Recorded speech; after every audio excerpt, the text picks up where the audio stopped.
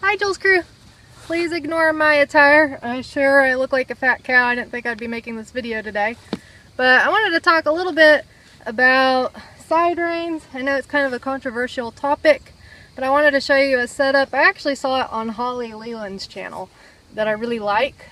The concept of having a horse round is very important. It's not about looking pretty, but it's also helpful to keep your horse in a healthy condition throughout its riding life. If you have a horse that travels hollow all the time, they will start to develop something called a hunter's hump.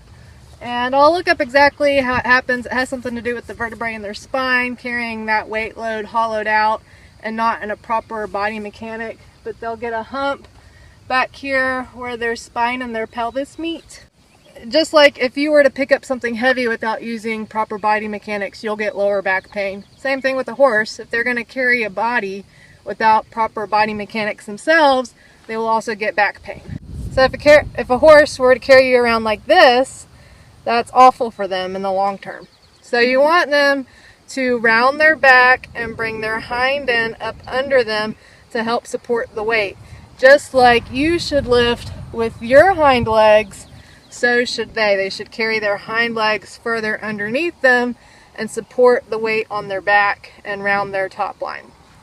But to achieve that, you can't just ask from behind, ask from behind, ask from behind. You have to have contact in the front to get an equal bend.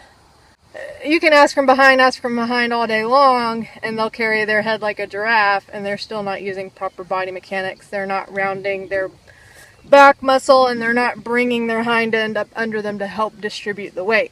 So you do need some sort of contact in the front to follow through, allow them to round their back and bring their hind end underneath them more. I like to start this process with a young horse. Buck is 4 years old. He trots around like a giraffe and he has no idea what contact is at all. He hardly understands what lower leg pressure is. So we're working through some issues.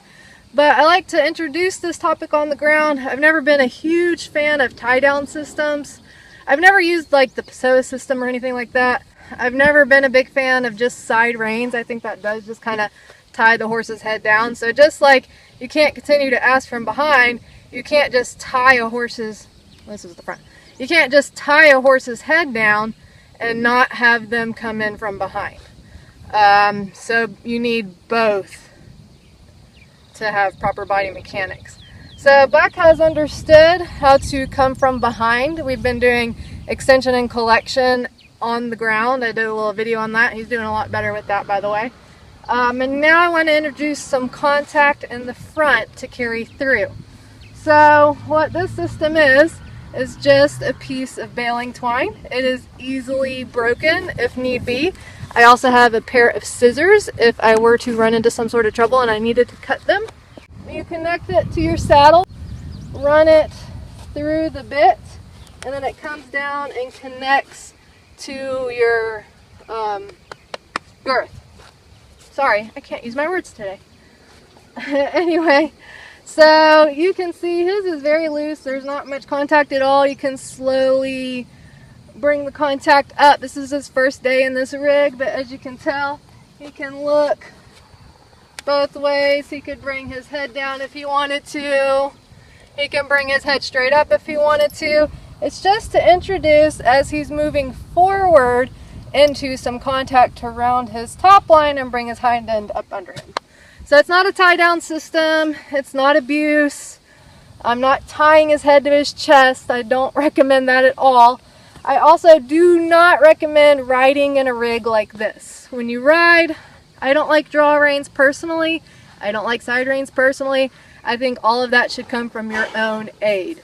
This is solely to be worked on the ground. I also don't like hooking up lunge lines to their bits, because if they were to pull like a 4-year-old does, I'm yanking on its mouth. So I've got a halter on over this, and I'm hooking up to the bottom ring of my halter like I do in all of my other groundwork videos, so I can change direction as I want to without having to stop and rearrange my tack. So that's my setup. I saw it on Holly Leland. I've seen other people do it, and I've never tried it before, so I'm excited to try it. I'll let you know how it goes. I just got some new filming equipment. It should come in tomorrow. It's a self-tracking device. It's not a solo shot. It's something you can use with your phone. Super excited about it. I also got a new phone. So I'm going to do a little haul about that tomorrow if it comes in, and hopefully have it up soon, and I'll show you how the tracking device works. So look for that, and another little giveaway I'll be doing with that. My last tack haul, check it out. I want to do my giveaway. I haven't gotten up to 500 subscribers yet. As soon as I get up to 500 subscribers, that giveaway will be done. And then I have a new exciting giveaway with this other camera haul I'll be doing soon. So, mwah, love you guys. Hope you're having a nice day. We're going to get to work. Bye! As you can see, he has free range of motion with his head. He can still trot around like a giraffe, and he can also touch it down to the ground if he would like to. So this is not abuse. Please like, please subscribe. Hope you guys are having a nice week.